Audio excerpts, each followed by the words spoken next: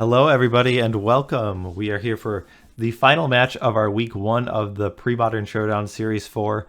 I'm Michael Hoyp. I'm once again joined by Flint Espil. Say hi, Flint. Hello, everybody. We've Yeah. had a rocky start tonight. We've had a lot of technical issues, but it's all down to the wire now. Last match, last players, and here we go. Yes. So we have Aaron Dix. He is our three-time PSS player. He is the red deck master, and he's got to enjoy a lot of red decks tonight. We'll see if he will be bringing a red deck again.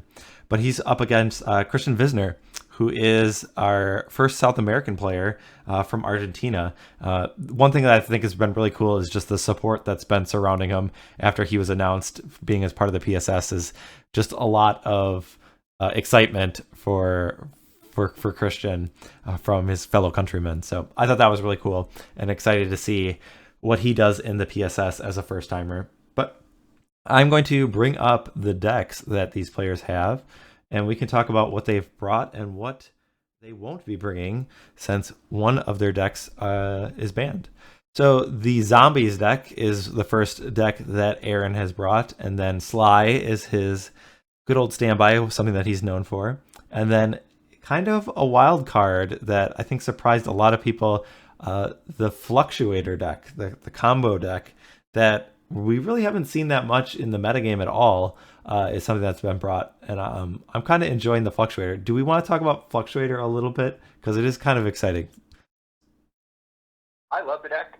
It was one of the first decks that I built in Premodern, and I have played it a lot in sort of like fun matches and messed around with it a lot. I think the version that I like is a little different than Aaron's because it's got lower curves creatures that you can play out if you need to.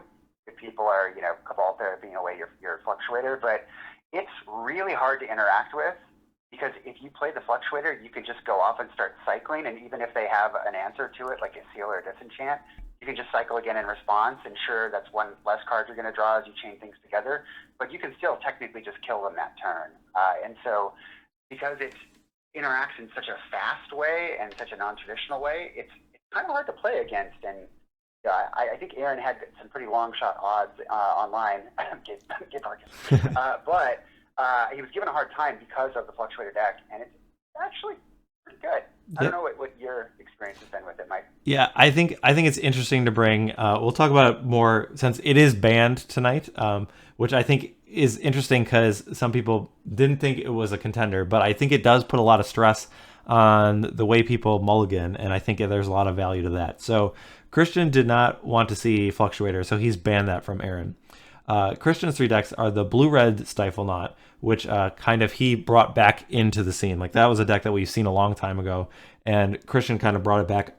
I've seen a lot of other people pick it up. I know Tom's played it, and I think other people have played it online in other tournaments, maybe gaining a little bit more popularity. And then Red-Green Goblins, a deck that I can always get behind. He is our lone Goblins player in our PSS this year. And then something that I can always get behind, he's playing the Rock. So I like all the decks that Christian is available. So Christian's blue-red Stifle Knot list was banned. So do you want to make a quick prediction what the players are bringing? I will. I don't have as much experience with Zombies. I've played against it, I think, twice ever. I don't think Goblins wants to play against Sly or Zombies. I could be wrong, but that's my impression. So I think that he's probably going to play the Rock, and I think that Aaron. It depends on how good the Zombies versus Rock matchup is, because if he thinks that he's going to play Rock, he's probably going to play Sly. I'd like to see Sly versus Rock, just so Mike Flores can kind of see it play out when it's not him playing it. So I'm going to go with that because that's what I want to see. I'm going to say Sly versus the Rock. Tale as old as pre-modern time. Please don't break my heart, Hoyt. All right, I'm not a heartbreaker. You got it. So Sly from Aaron, and I guess the biggest difference here is that there's Urza's Bauble in here. But other than that, it's pretty similar to most of the other lists that we've already seen tonight. So won't be spending too much time, but very aggressive, can be very consistent. And the Baubles, I guess I would call Bauble not a consistent card, but it can really just kind of make things hum a little bit better. Like your Grim Lavamancers get a little better, and sometimes you'll see more relevant cards. So the idea is that last 4 cards of Sly are not very good. So Bauble replaces itself. So let's see it. Horror Baubles has been said from BK. So, and then Over the Rock. So Christian's deck has a little bit more variety. There are a lot more variations of the rock that we've seen, and we do see Birds of Paradise. Some lists play Wall of Roots, but we see the birds, and then there are also a couple copies of Living Wish, which gives access to a few cards. I do like that Christian hasn't gone like all in and doesn't have a ton of sideboard cards for the Living Wish. I know there are only 2, but I do still like bringing in sideboard cards against other matchups. So the Rock is just a good solid deck. We'll have disruptions in terms of duress and Cabal Therapy. It can wipe away a lot of permanents with Pernicious Deed, and then if things kind of slow down, it can just apply pressure with Ravenous Baloth. Sometimes there's Blastoderms. Deranged Hermit in combination with Recurring Nightmare is really good. We do see some one-of cards like Graveborn Muse. Maybe not the best in this matchup because it makes you lose life, but there are some neat cards that Christian has included. What is your take on this list in particular, or anything about the Rock? I think it's interesting because a lot of these rock lists will run maybe 1 or 2 Smothers or Vendettas, but he's got 4 targeted creature removal cards. Diabolic Edict technically isn't targeted, but it's not removal. Yeah, I think the Graveborn Muse is very creative as sort of the pre-modern Dark Confidant in a lot of ways, and I'm excited to see how that plays out if we actually see it land. And I really like the Diabolic Edict in the list as well. He's basically trying to distill this down to his core cards and make it as consistent as he can. And Edict almost feels like a better Bauble to me. Because every time I play Rock, I don't have the success you do. I'm not a very good mid-range player. I just find that I get into the mid-game and I'm just drawing lands, or I'm drawing a bird or a wall or something that's just not applying any pressure to the opponent after I've stripped their hand, and I just hate it. So I don't play a lot of the Rock, as you know, and I like to give you a hard time for it, even when you beat me. So I like the idea of having use for those late game creatures and having a card like a tutor in this list. So I'll be really interested to see how it plays out, if you can survive that long. All right, well, let's jump down to the match. If you want to let our players know that they can get started, we're going to find out who is going to win this classic matchup. Do you remember who won the die roll? I think it was Christian. I could be wrong. Okay. We have a subscription from Ryan. Thank you, Ryan Grodzinski, for the subscription. Hey, Godfather. Thank you. All right. I'll just bring up Ravenous Baloth because that's a pretty key card in this matchup. Usually can swing in the matchup. Not only does it maybe get you out of range for a burn total, but also a 4/4 body is a nice clock. Treetop Village is a start. So one thing I do like about the Rock is you did talk about drawing a lot of lands, which is, something that happens with all decks at some point. But Treetop Village and Mishra's Factory can be nice threats that, like, the opportunity cost of playing those are not very high. So I do like the Treetop Village. Going to take a look at Aaron's list while these first turns are playing out, see how many Price of Progress he's running. 3 in the board. All right. Okay. Treetop Village followed up by another Treetop Village. So Mog Fanatic was the start for Aaron. We got all these subscriptions. That's awesome. We got BK and then Mano. All right, all the pre-modern players just jumping on, so thanks everyone for the support. Thanks everyone for watching. I know we've had a lot of struggles, and we have an altered Birds of Paradise. I did confirm with Christian. Not an actual 7th one, but it is altered to look that way. So real purdy birdie. Oh, gifted sub. Andy. Yes, thank you. He subscribed earlier. Now he's spreading more love. So Mog Fanatic will get in and then take out the birds. So pretty effective use of the Mog Fanatic. I think that's probably like the card that you kind of are thinking is in mind with the Mog Fanatic that's most effective. Wall of Blossoms much better at preventing some damage than birds. So we're attempting to start a hype train in Out there. While we're doing that, what do you think of these mountains that Aaron's running? A Talking plus. about I love lands this is there. one of my favorite I favorite mountains. I know So you do. yeah. I teed you up for that one. Yeah, yep.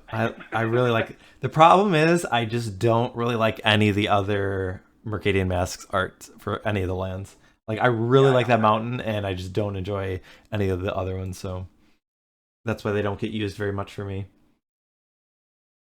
The best non-mirage, non-arena, mountain to use is, in my opinion, is the Portal 2 one with the cave in the snow. Yes, the portal. For a Goblins deck. For a Yep. Goblins deck. Sure. Love it. Love that one. Ryan Gudzinski with the gift subs. Thank you so much. That is awesome.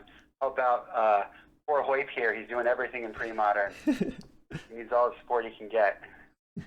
We do see Sulfuric Vortex coming down, and this is one of the cards that really can be problematic. It actually is like a really swingy card because there are definitely times that my opponents have played Sulfuric Vortex, and I have either pressure on the board or something that can like transform into pressure, something like Treetop Village.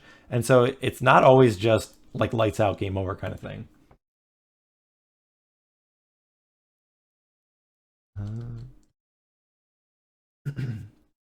So what are we at? We're at 14 for Christian and then 17 for Aaron. These life totals are just ticking down, so I got to keep on track of that. All right, all right. This is a really interesting board state, right? I mean, typically in this matchup, we see the Jackal Pup, then we see the wall, right? And then we see maybe a Fanatic, and we see another wall. But we're not really seeing a lot of creature pressure from Aaron here, even though Christian's been cycling with his walls here.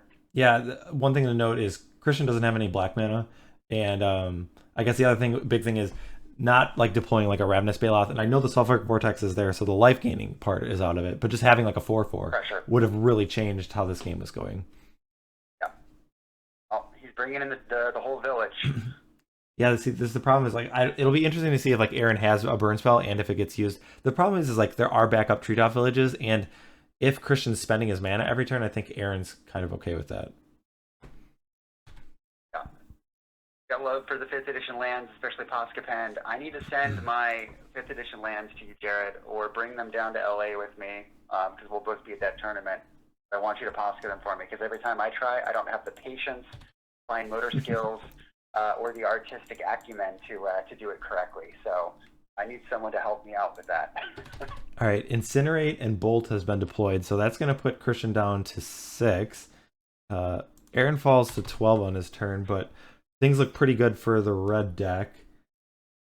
It doesn't look like Christian's going to be able to close out too quickly, and there are a lot of sources. We see Aaron is motioning for a second Sulfuric Vortex. So I think so. Does he have threshold? 1, 2, 3, 4, 5, 6. Only 6. Oh, there's a Fire Blast. GG's. So, yeah, he's got the Fire Blast. Yep. All right, so put another notch in Mike Flores' belt. Yes. Proverbial Fly versus Rock games, but not the matchup, because things are about to change. What are we looking at? I will bring up the deck list. Let's see what is in store. Okay, so for Aaron, Winter Price Progress, and Vortex. Yep. So the cards I would take out. Well, normally there are sometimes I would say Mogfanac's not very good, but this is a Birds of Paradise version, so the Mogfanac has a lot more value. I mean, I don't think Shock is the best card. What do you usually take out? Do you take? Some people take out Jackal Pups, but I don't. I don't take out my Jackal Pups in this matchup. Still, it can support like takedown with a burn spell to take down a wall. Yeah, the argument is like bad at blocking, but I don't know. I still like the early pressure from the pups. I would take out the Lava Dart. How many bringing in? We're bringing in 5. I'd take out the Lava Dart, and I would take out Baubles. Baubles. Yeah, I don't They know got how bubbles often. Like, I don't know if you kind of need to keep some number of bulbs in because, like, just because the in lower some lands mine, count. yeah, in some aspects they are lands. So I don't know. I can see that too. Let's jump over to the rock. If that's not correct based on Aaron, I think that if you have to keep those in the land, I do take out some pups. Unfortunately, Mike. Okay. I think that the targeted removal for the birds with the fanatic is just too good, and the late game damage through is too good. But that's just me. It doesn't look like Christian has too many good options. Um, like cards like the naturalized and the engineered plagues, I don't think are Like for this Plague matchup. Spitter. Yeah, You probably don't bring in Plague Spitter because you don't want to hit yourself. But man, it just destroys any creature that Aaron tries to leave on the battlefield, which is kind of cute. yeah, that would be a bold choice. Yeah, probably Spike Beater, or do you leave it in because of the Living Wishes? Yeah, I think I might. Are there cards that are bad? That's I guess the question. Like I might just bring in Spike Feeder, just to draw, because there are only two Living Wish, and you like it might be something better than I don't know. I mean, it's not like any. I mean, Graveborn Muse maybe is just too much of a liability. I might make that swap, but I don't know. It doesn't seem like there are too many cards that don't line up well, so there might be really not much sideboarding coming from Christian. I might take the Muse out and bring the Dress in. Okay. Probably do that. I might. You probably want to bring in some naturalizes for those sulfuric vortexes too, right? It's a reasonable take, I think. Yeah, I guess it is a pretty high impact card. It's just awkward sometimes when you have that card in your hand and they don't have. I mean, I guess it also hits a couple curse scrolls. You're not going to hit a bauble, but I'll get you next time, Bob. I'll get you next time, Bobble. we've got chat bringing the support for Christian, so definitely bringing in naturalize. They say so. Love to see that support. Yep. So I'll jump down back to the match. The players are going to get started when they are done shuffling up, but we have the red deck up a match, and I don't know. My heart's pretty much always going to root for the rock. So sorry, Aaron. Sorry, red deck fans, but I'm cheering for Ravenous Balos. The good news, Aaron and red deck fans, is I will always root for Sly in this matchup. So we have a fair, even, and balanced commentary. So Lester tried to make the argument, and Lester is a known red deck fan.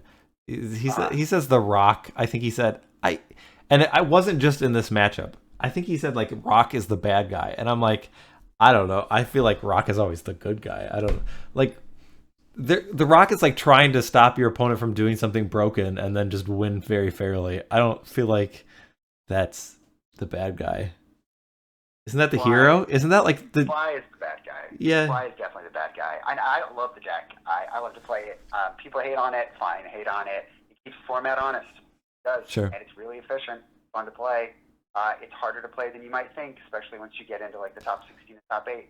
Yeah. But I will say the one thing that Sly really does is if I'm ever brewing a deck, it is a good litmus test because I usually say, how does this deck do against Sly? And a lot of times the answer is not very well. And I can have good matchups against a lot of other decks. I can be doing something really powerful, but I am just not consistent or fast enough to beat the Sly deck. And I think the Sly keeps a lot of decks like that in check. Ooh, we got a flag. Flag Room Gabe. I think he wanted to. He was asking if he could post images, and I'm like, I don't know. I'm guessing if you post links, the moderator, the Autobot that I have, will get very mad at you. So.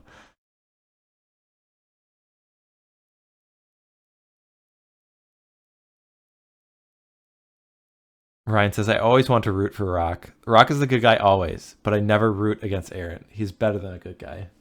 All right. You know who Aaron reminds me of in this matchup? Are you like Gabe Vargas is in chat? He'll get this. But for all of you Simpsons fans out there, he's like Hank Scorpio from The Simpsons. Hank Scorpio was the director and owner of this other plant that Homer goes to work for, and it turns out to be like an evil organization. He's trying to take over the world. This guy, but he's like the nicest guy in the world. So like you love him because he's such a nice guy, but he's also a villain. And so you're like, wait a minute, like how can I root against him? But I kind of have to because he's the bad guy. Like it's just too perfect. Like Aaron is Hank Scorpio in this job.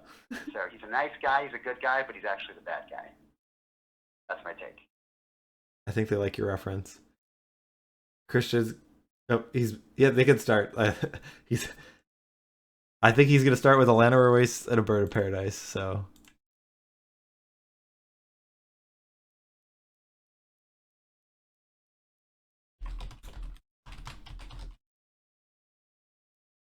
are you just confirming with players that they can start? Yeah, I was just letting them know. Yep, they have our graces, and yep, we do see the. I'm a very good seer. The Llanowar Waste into Birds of Paradise. So the Llanowar Waste could be problematic, right? Like that, unless like he has Treetop Village and he just wants the birds in play right away. It usually is indicating that he doesn't have other green sources, right? Hopefully, it plays out a little better for him. Yeah. So if this bird has a target on its back, which I'm guessing a Mog Fanatic, okay, so he's got it. Bird is down, and we'll see how Crisitan follows up. I'm worried. Last game we saw him with no black mana. Maybe now his green mana is a painful one. We do see Duress. What will that reveal for Aaron? Lightning Bolt, Mountain, Curse Scroll, Incinerate, Grim Lavamancer, and Wooded Foothills. So it would either be Curse Scroll or Lightning Bolt. And I think you probably just take Lightning Bolt. It might depend on your hand. But a card like Pernicious Deed would be able to take Answer like Curse Scroll, which doesn't get online right away. So I think I'd take Lightning Bolt. Yeah, it depends on the hand, I think.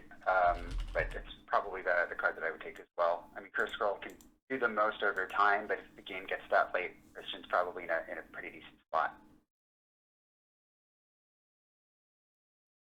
Oh, and for those of you who are new to the Premodern webcam games, leave your hand up. If someone addresses you or Cabal Therapy is you, be a good sport about it. As Aaron is doing. I don't know if I'm not looking on the Twitch stream if it's that. Yep, great. Yep. Just leave your hand reveal. Be nice. Don't be a dick. The other way of putting it. All right. So Grim Lavamancer and the Curse Scroll come down. So one unknown card for Aaron. And we'll see what Crisitan responds with. Is there a Pernicious Deed? Is he going to be able to deploy a Ravenous Baloth on turn 4? I mean, I'm guessing he doesn't have a second green source. No, he doesn't even have a third land. So this not good for Crisitan. Yeah. I guess the silver lining is the pressure from Aaron is is not super. It's not like a Jackal Pup and a Jackal Pup is attacking him every turn. It's a Grim Lavamancer. So this Incinerate does come down. We'll take him to 15, and then will you be activating the Grim Lavamancer? That's kind of one of the tricky things. This is a spot because there are cards like Barbarian Ring.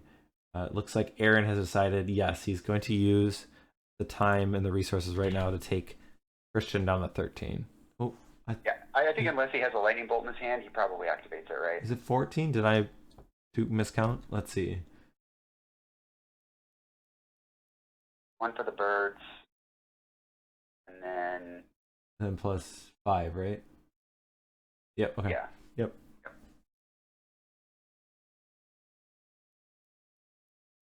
Chat's trying to give all their energy to Crisitan. I think he's definitely going to need it. Like also like him playing a swamp is probably not the land he really wanted. I think he wants that to be another green source because there are a lot more double green spells than double black spells in the rock. Absolutely. And for those of you who are not as familiar with Premodern, there is a podcast called the Premodcast. Check it out. And they did a review of all the decks in this series, and one of the things they talk about with the rock is the mana base and how sometimes it's super clunky, and I think that's absolutely what we're seeing right now. It's a nice cycle here from Crisitan. Hopefully it's timely enough to where he'll be able to recover, but he's definitely on his back foot. All right, we do have some energy that's going to Aaron, thanks to Robin. So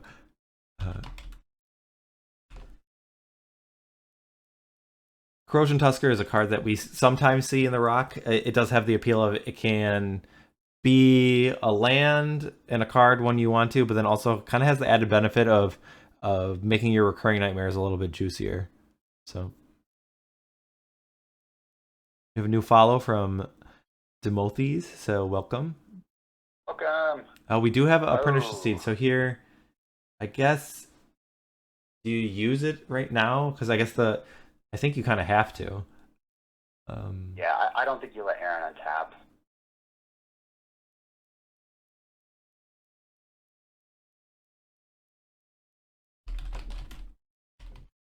yeah, I always liked Corrosion Tusker as a card. Well, not in pre-modern, but I always liked it. I started around Onslaught, so I always thought the art was cool, and it's like big giant dude. But yeah, I feel like a lot of times it's just a little too clunky in pre-modern. I mean, it's You usually see the a one of in the rock. So I like a one of as well. We do see the dirty deed done dirt cheap, and then there was a follow up bolt from Aaron as well. Oh goodness gracious, golly! And there's the fire blast. So oh that is it. Are all of the green cards of the deck in Christian's hand, and that's gonna do it. yep.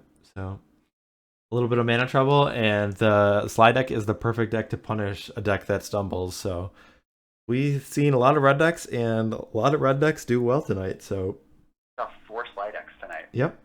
So really interesting. So unfortunately, we're not going to be able to kind of delve deep into the players' minds since we are having our audio issues. We're kind of bootstrapping our way, just getting Flint on here. So yeah, I mean that was unfortunate, I think, for the Rock, but yeah, that did look like a pretty convincing win for the red deck. Premodern Sly series, yeah, that's the new PSS. So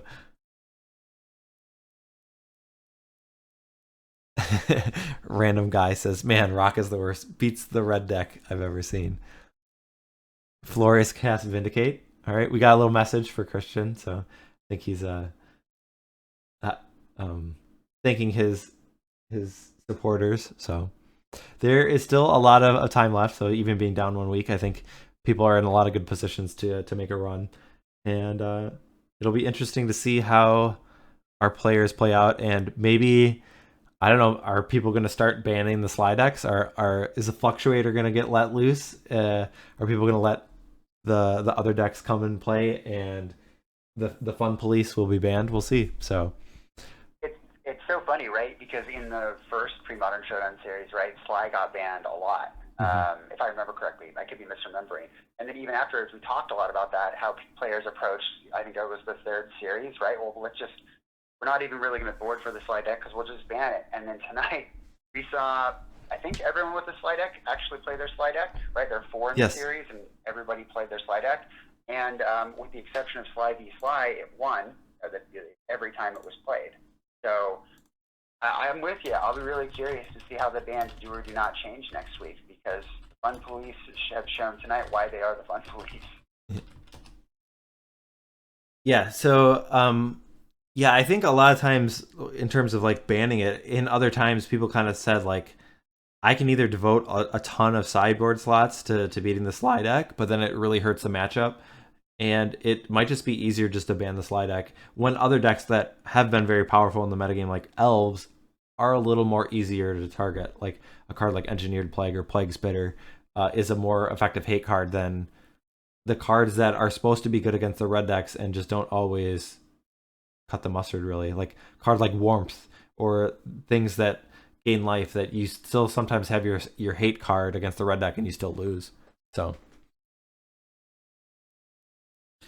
all right, I will jump forward. Let's I guess we can just go here.